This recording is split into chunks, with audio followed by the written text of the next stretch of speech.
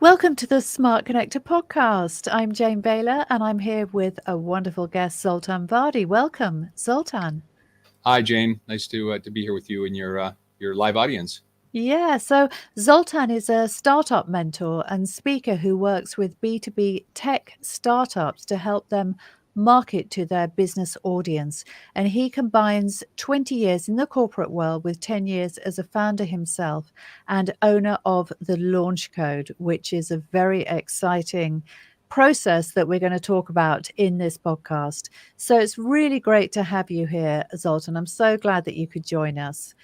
We're going to talk all about sales, all about marketing optimization, how to get your message out to the market and actually get people to buy what you do. Right? That's the most important thing of all, isn't it? Absolutely. I always like to say that nothing happens until somebody sells something. That's what introduces the whole process of business. And so until you can sell, you can't really build a business. Exactly. And of course, lots of people have very good ideas. I know plenty of people that they've built a business around their passion and the thing that they really love. And that's, of course, one of the main driving forces behind entrepreneurship, that we want to do something that's meaningful. Yeah. But unfortunately, it's not a business until you start making sales, really, is it? It's just Yeah. it's a hobby, right? Exactly. It's funny. In my own sort of journey as an entrepreneur and what I do currently, which is kind of, working with business to business tech startups to help them kind of sell and market to enterprise customers using the system I created called the Launch Code. I made an interesting discovery, and that was that, about 7 years ago, I left behind my corporate background and decided to set out on this kind of entrepreneurial journey. And I really wanted to get involved with sort of early stage businesses. And so I started mentoring founders on a kind of pro bono basis. And, it was interesting to realize very early on that a lot of these founders were extremely passionate and knowledgeable about the product and the technology that they'd created, but they really didn't have either the mindset or frankly the skill set to sell and market their business or their products. And so, they were on the one hand sort of sometimes fearful of selling, right? It was like about trying to convince somebody to buy something they don't need, or they just didn't know where to start. And so Yes. I came to the conclusion that, a lot of the very fundamentals of sales, which I'm sure you and your audience, many of them are quite familiar with, about being able to focus your offer and message so people understand what you're selling, creating a process of reaching your ideal clients and closing deals, of executing based on targets so you kind of can track your progress and make good decisions. All of those elements were just missing, and they couldn't generate the type of predictable revenue that was necessary to create a sustainable business. And so with that realization that I thought, I really could somehow craft a solution to this problem. And so what I did was I literally sat down with a blank sheet of paper. I thought about literally all the tools and the techniques and the principles that I'd collected over my 30-year career, closing over $2 billion in business to business deals. And I started putting together the different pieces of what eventually became this sales and marketing blueprint that I call the Launch Code. And now I've been able to share this with over 200 founders in 26 countries across Europe. Had some great successes making founders realize the power of selling and how this really can be a key to helping them bring to life the business that they dream about. And I'm so pleased that I've managed to do that while also building a meaningful business as well. Yeah, that sounds absolutely amazing because, a lot of the time, as you rightly pointed out, founders will create a business that is based around their ideas and around their expertise. But when they don't have a background in really commercial sales, then why would anybody expect them to be natural at that? It's just, it is a skill set, isn't it? Yeah, it is. And it's something that you can learn. I come from a family of academics. So both my parents were professors. So at the dinner table in the evening, we used to talk about Eastern European history and not business. And so for me, it wasn't a naturally clear transition to get into what I basically built my career around. And it was a very much a turning point sort of early on in my career when I started working for for an executive. I was working for Cartoon Network at the time. I was actually helping kind of launch local versions of Cartoon Network across Central and Eastern Europe. Yeah. And he brought to light, I think, just a fundamental mindset shift that is so critical if you're going to be successful in sales, is that ultimately, selling is about solving problems, right? It's about understanding a problem that a clearly defined target audience or person or group has, and then providing a solution to that problem. And so if you look at it from that perspective, it really becomes a much more compelling proposition, right? You're not sitting there trying to convince people to buy something they don't need. You're trying to solve their problems, and who doesn't like to solve other people's problems? And I think that sort of mindset is something that I try to, emphasize to the companies I work with and with the founders I work with is, you have to find a problem that you're going to solve, right? So you mentioned earlier, well, they have got a great, skill, or they've got a great, technology or something. That's great. But you know what? Nobody cares who you are until you first explain what problem you solve for them. And that's the foundation of selling and of building a successful business. Yeah, I totally agree. And funnily enough, I was thinking about that today. It's all about value, isn't it? And the value that you create for others, because the value is in the problem solving, isn't it? Yeah, absolutely. And once you understand there's a foundation, then it becomes a question of, okay, so how do you bring that to life? And I think, what I realized is that, dependent a little bit on what stage of development you're in, and also kind of what skills and you bring to the table, there are fundamentally, I think, three things you have to solve for. The first is you have to create a very focused offer and message, right? So you have to be able to explain in simple terms what problem you solve for who and why you're better than the competition, right? So that's kind of job number one.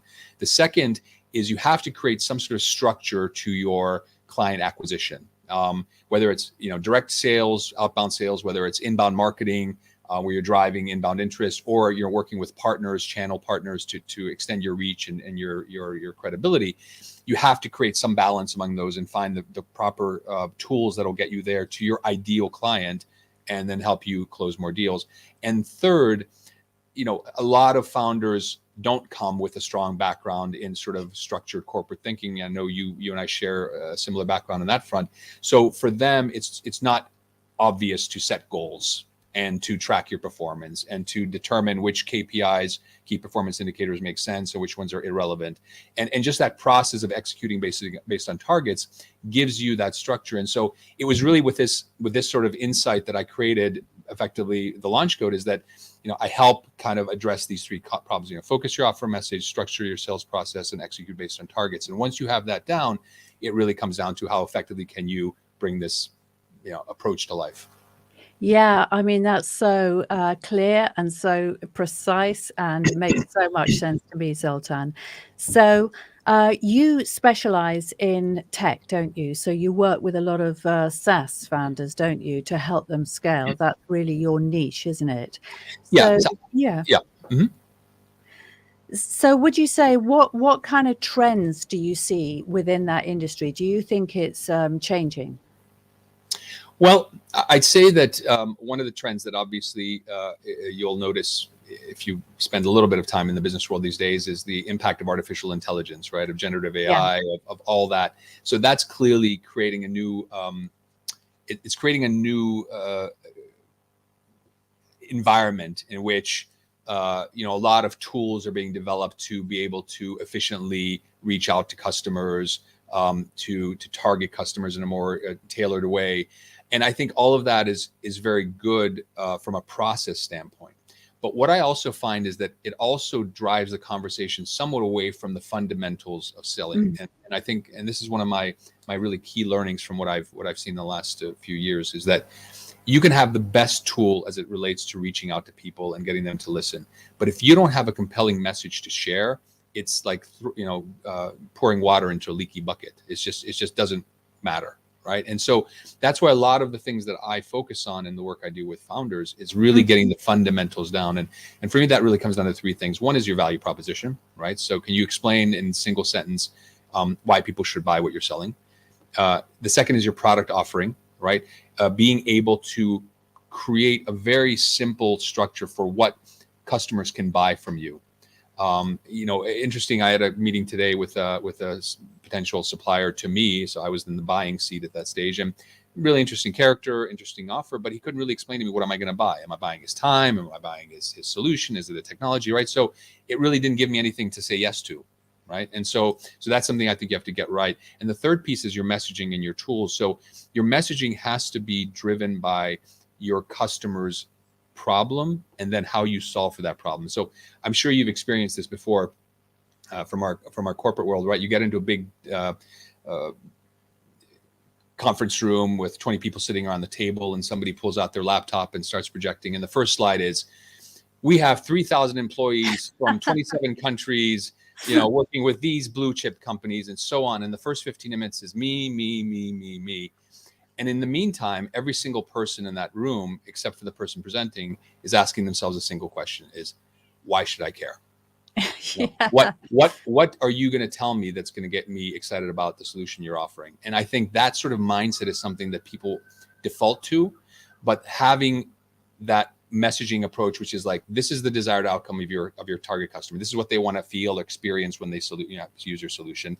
This is the problem you solve. This is how you solve it. And here's what you can do to take advantage of that offer, right? So the very, very focused kind of customer driven messaging, and it's really getting those foundations down, I think, is essential before you talk about what, latest gadgets you're going to use to get in front of more people more efficiently. Yeah, that makes a lot of sense, because tech really is a pipeline. And I think people can get very distracted, as you said, particularly at the moment, by the potential of AI, which is exciting. It's exciting for a lot of people because it's really pushing forward the frontiers in so many different respects.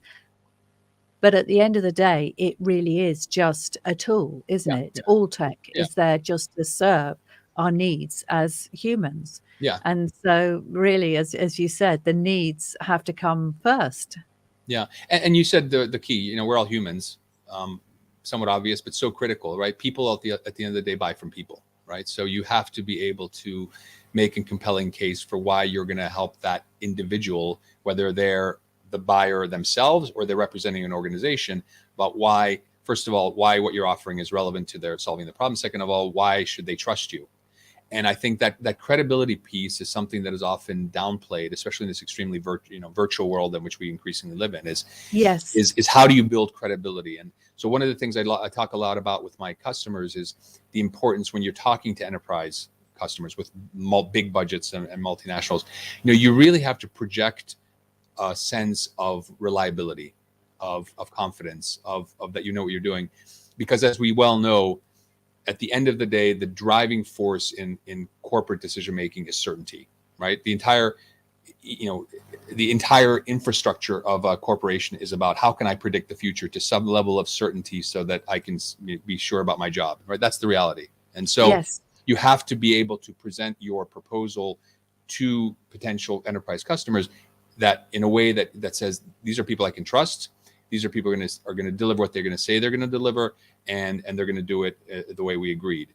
And that comes with experience. It comes with some level of maturity, and having that at the forefront of how you present yourself is so critical to be successful in enterprise sales.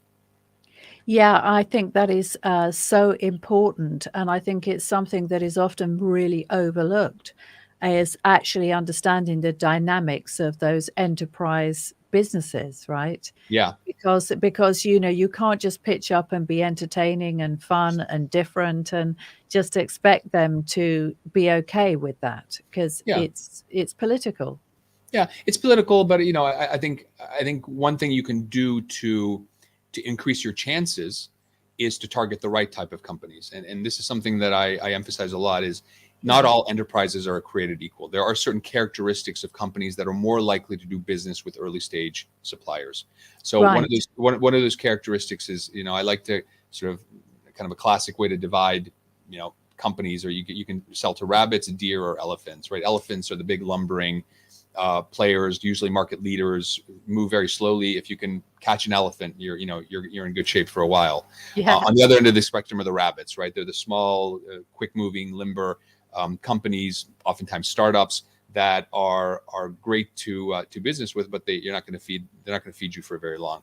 And then in the middle of the deer, and I think these are the companies that most early stage companies should target. And these are effectively the challengers, right? They're the tier 2, potentially tier 3 companies that are still quite large and significant in their vertical, but are intrinsically motivated to try out new things because they have something to gain, right? Elephants only have something to lose, right? They're market leaders. Yeah. And so targeting the type of companies that are motivated to try innovative things, to work with new suppliers because they've got something to prove is a great way to narrow that focus and to give you more chance of succeeding. Another characteristic I would look for, interestingly, is privately held companies rather than publicly traded companies. So privately held companies are less driven by quarterly financial results, especially if you're selling very high ticket type of services that might have an impact on the bottom line at the short term. They're more willing to accept that rather than having to worry about what their quarterly results are going to be. And the third thing that I think is really important is that you can find companies that already have made an indication that they are open to innovation, right? So what are some typical triggers for this? They've got somebody called head of innovation. They've got an corporate accelerator program. They make a corporate venture capital investments, right? So they already have a couple of elements in their business that indicates that they are open to innovation and to investments into startups. And so if you could kind of create the perfect enterprise target customer for an early stage business, they'd be, a challenger that's privately held and has already indicated that they've got some sort of, interest in doing business with early stage businesses. Well, that sounds ideal. Yeah. Now So you just got to find them. you just got to find them, right? So I mean, the next question, because I'm sure that I would be thinking this, and I'm sure that a lot of my audience will be thinking this, is I want to work with those kind of businesses, the deer, if you like, but how do I actually identify them? Yeah.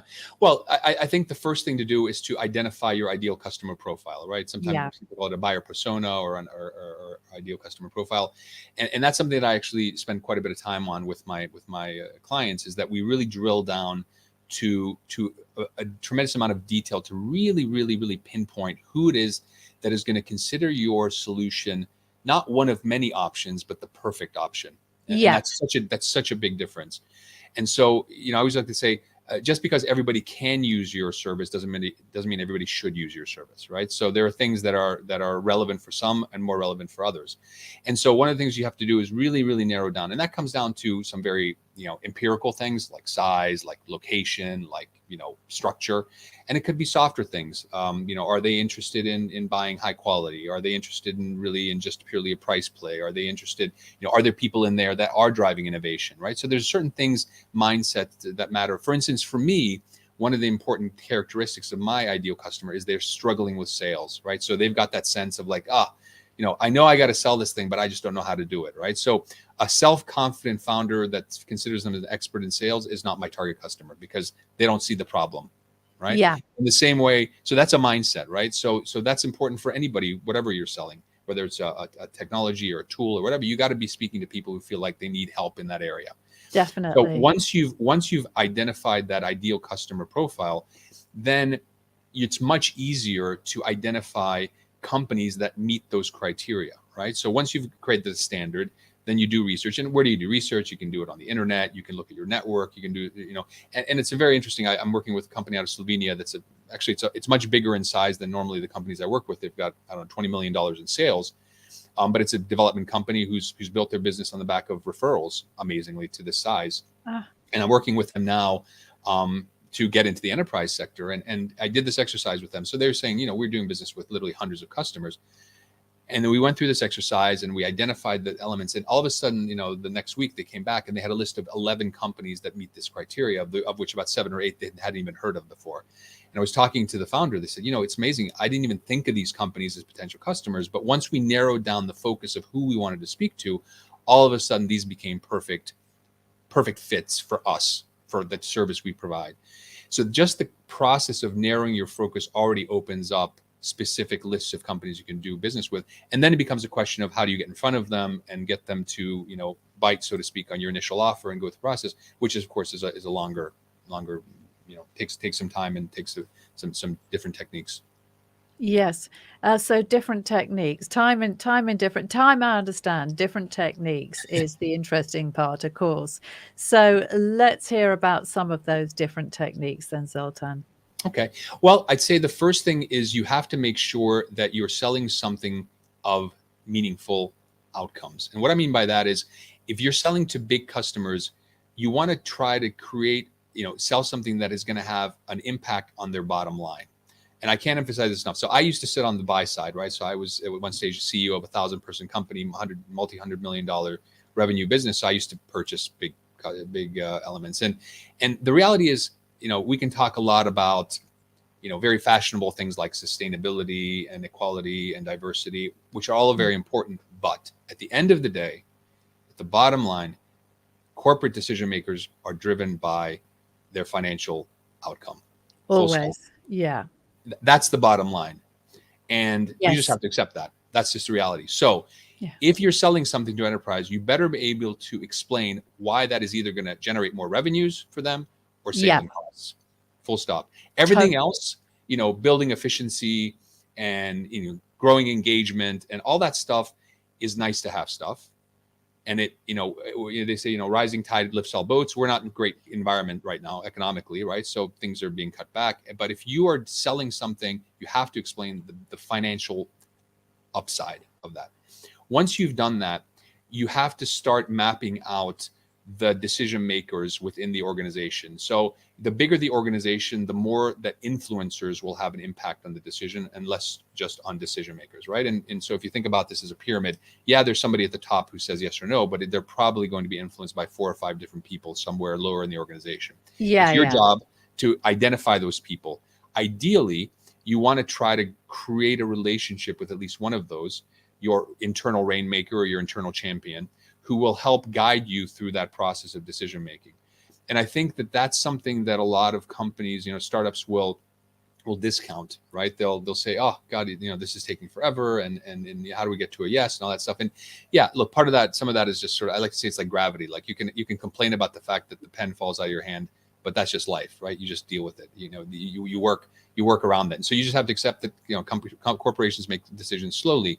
But if you have somebody on the inside who can help guide you to a decision or help you understand the decision making elements, then it helps you get to yes more quickly. And finally, I think you need to be able to not just solve a problem that matters, get an internal champion, but also you have to be able to present it in a way that people will feel like, again, they can trust you to deliver it. Because oftentimes what happens is you'll get through the whole process, you'll get to a yes, and then it kind of the delivery portion really falls away, right? The onboarding portion, the delivery element. And I think that's some of the elements that I think you have to be compellingly convincing that actually when it comes down to delivering what you say you're going to deliver, you will be able to do so.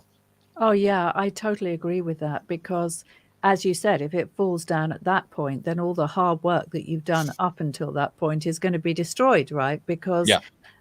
eventually the relationship is going to become unsustainable. I Yeah. mean, Yeah. the quality of the delivery is what leads to long-term relationships and customer satisfaction. And Yeah. I certainly saw that a lot in media when I was working in media because there was a lot of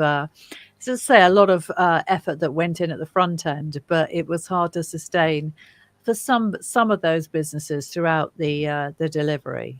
Yeah. Because One of the ways I think you can give yourself a leg up on that front is to work through partners, right? Work through channel partners who yeah, already have built some level of credibility with your target customer. And so that's why it's really important. There's a whole module here in the launch code. I talk about channel partners, right? About yeah, working with distributors or what I call aggregators or sales resellers who have those relationships in place, have built credibility, and will help you not just get to the right person, but ultimately help guide a deal and the delivery of it to fruition. And I think that's why it's really important that at some stage, once you've kind of gotten your feet wet in terms of the industry that you're in and selling to enterprises, that you create these partnerships that sort of serve as an extra layer of reach, an extra layer of credibility for your service. yeah, that makes a lot of sense because the thing is, we humans, we all have a certain way of going about our thing, right? So, if you're going to be the person who is the show the showman at the front of house, and who is the person that reels in the opportunities and lands them, you really are not going to be the best person to be there for the long haul and actually deliver the best quality. I mean, they're two different skill sets, really, Yeah. and personality types, aren't they? Yeah. Well, I mean, I think it depends a little bit on the size of your organization, but Yeah. yeah, normally you'd expect at some stage for the salesperson or the sales team to hand off to an implementation team, and then they would get Yeah. involved with those type of things. But like sometimes the early stage companies I work with are 7, 8, 10 person organizations, and at that stage the founder's still getting involved with all that stuff. Yeah, yeah. And the other thing I wanted to pick up on was this issue about the influencers or the internal champions, the ambassadors versus the ultimate decision makers. Because I don't know what you think about this, but I sometimes have conversations with people who feel that because of their relative level of seniority in the company, that the ultimate decision makers are the only people that you should be having a conversation with. And I know, I mean, I ran a brand identity business, and our main clients were television companies, large television companies. Yeah. And we definitely had to make friends at all levels. We really did, because it just would not have worked otherwise. Yeah. And so I think you bringing up that point was particularly interesting, because the influencers, yes, they might not get paid as much or have as much power or influence, obviously, as the CEO or whoever's kind of up there as the ultimate decision maker, but they do have the power to say yes or no as the Yeah. recommenders and the influencers. And we Yeah. really cannot ignore that, right? Yeah. Yeah. And it is a bit of a chess match, right? You have to be able to move those different pawns and different figures on the board in a coordinated way, in a symmetric way. So I think that as you map out the sort of the decision making tree within the organization, I think you have to make sure that you're covering off all those bases. And I always say, look, at the end of the day, every single meeting you have with an enterprise customer is one step closer to a yes. And I think you need to make sure that you understand that at the end of the day, your objective is to get in front of the decision maker, right? So that should be your objective, and be able to pitch directly. Now that's not always possible, depending, of course, on the size of the organization, but that should be your objective. And getting in front of that person to pitch your wares is really important, because again, people make decisions and buy from people, right? So you want to make sure you're in front of the final person, the final yes or no. Yeah, definitely. So, I mean, let's talk about the mindset of sales, Zoltan, because that is so important, isn't it? It's so easy to get discouraged and get knocked back, and to feel as though, oh, what I do is it's just not working, and all of those things. It can be an absolute emotional roller coaster, can't it? Being selling your own product in particular. So what advice do you give to your clients in that respect? So that's one of the topics that I talk a lot about, right? I use the exact same words. It is an emotional roller coaster, right? I mean, there are these moments when you sort of at the beginning of the beginning of the roller coaster, where you're kind of clicking up the track, and you're sort of getting higher, and you're looking around, and you're getting more and more excited, and you're going to the top of the 80-meter tower, and you look around, and you feel like you're at top of the world, and then the next minute you're plummeting to your death, and everybody is screaming and laughing at you. That happens over and over again, right? So that's something that is part of building a business, and then especially a part of building a business that's driven by sales. And so I think that there you have to kind of divide the problem in two. One is very much a practical, process driven question. The second is what happens in your head. As it relates to the process, look, it is an iterative process. You test messaging, you test target customers, you test potential offers, and through that series of tests, you ultimately arrive at what seems to be a reasonably good solution. I've often felt in my own professional career, and also as I've worked with companies, that sometimes you feel like you've found the perfect solution, and then you get a bit of a bump, and then you realize, oh, maybe we have to rethink that, right? So it's this constant, fine tuning to a different stage of perfect. Yeah. So I think that part of it you have to accept is simply part of the process. As for what happens in your head and how you manage that, look, I think the most important thing to do is to separate the the rejection of your offer from the rejection of your person. And that's a very difficult thing to do, right? Because you feel like if somebody's saying no to what you're offering, they're saying no to you. But that's the reality. That the reality is they're not, right? I mean, if you were selling something that they were considering a perfect solution to their problem, it's likely that they would be interested in what you're offering. In this particular case, you're not offering something that they say is a perfect solution to their problem. And you have to just understand that this is not about you personally, it's about what you're offering. And so I think, if you keep that mindset at the forefront of your thinking, and you focus instead on fixing the process and fixing the messaging, then at the end of the day, you'll get to a point where you'll be able to succeed. One of the reasons that I left the corporate world, where I was literally doing $100 million deals, was because, once you do the $100 million deal and you hit your target, then you hit January 1 and then you get to start all over again, right? It's almost like nothing ever happened. So you literally are from ground zero, and that constant like grow, back to zero, grow, back to zero. I think that is much more difficult than when you're building a business. And in fact, what you're doing is you're consistently growing on top of what you did the previous year, right? So there's a sense of linear growth. Yeah.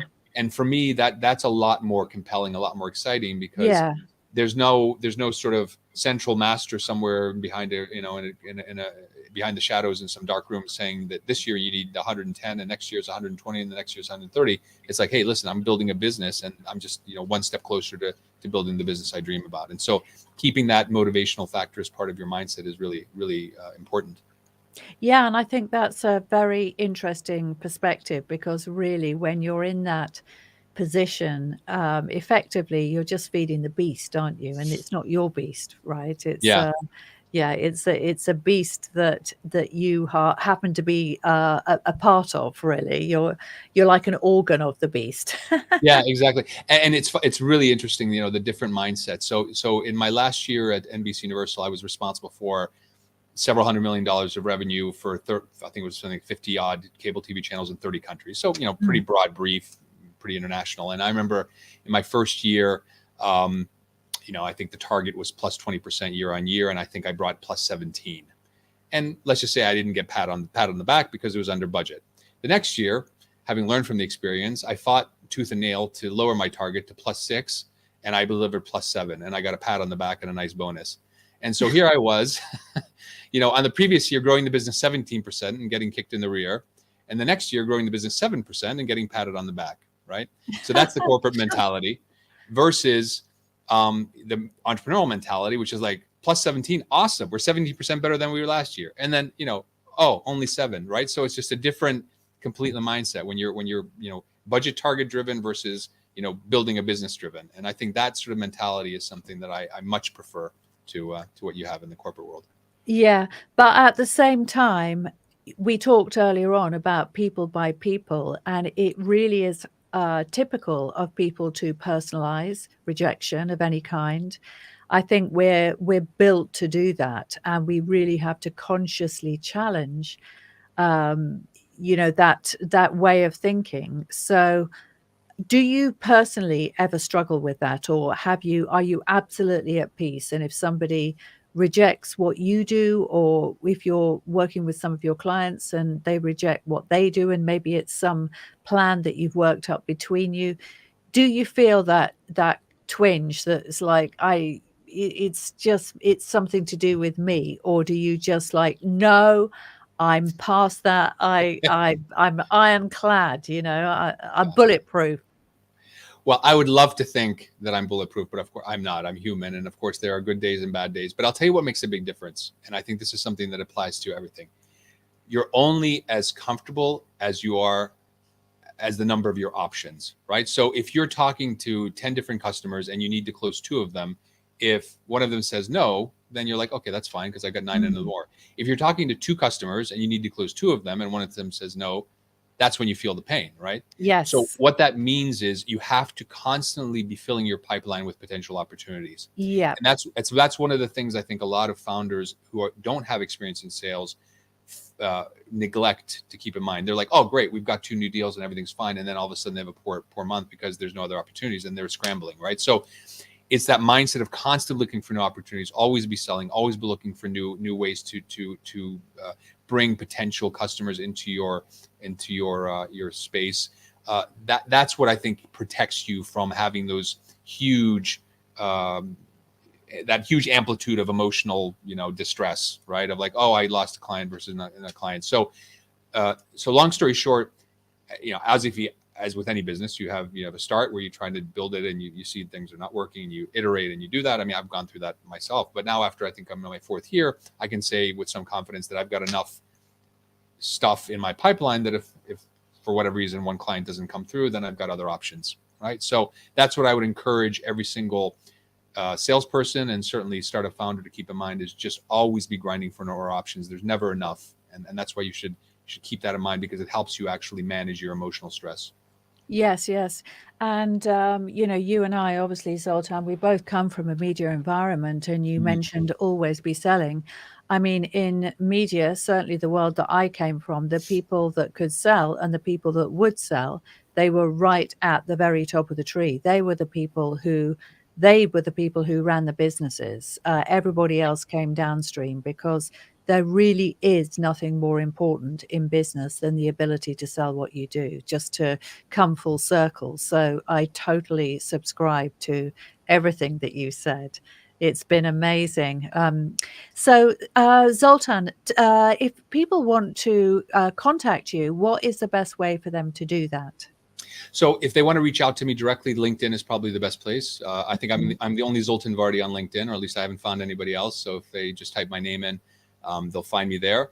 I do want to make one offer to your audience, Yes, do. Yeah. as an opportunity to get a little bit more information about me and maybe get a taste of what I do. Yeah. So one of the things that I start in all my engagements with is I help put together a 1-sentence value proposition. Right. So I work Mm. with the founders to really, in one sense, explain what problem they solve for who and why they're better than the competition. I've created a sort of 5-step process for that. And so what I want to do is offer a completely free, kind of no strings attached opportunity. If people go to zoltanvardy.com/podcast, they will find a free guide. It's a 30-minute video where I talk about the process as well as a worksheet, and they can apply it to their own business, and then they can create this 1-sentence value proposition. And if they think that's kind of an interesting, compelling opportunity, I'm happy to give them feedback on that, and then that gives us an opportunity to get connected. So zoltanvardy.com/podcast. Well, that sounds absolutely amazing, and we'll put that in the show notes as well. So thank you so much for joining us, Zoltan. It has been such a wonderful interview, and I really enjoyed it a lot, and I'm sure that our viewers and listeners will have enjoyed it as well. Thank you very Great much. to have you here. It was great to be here with you.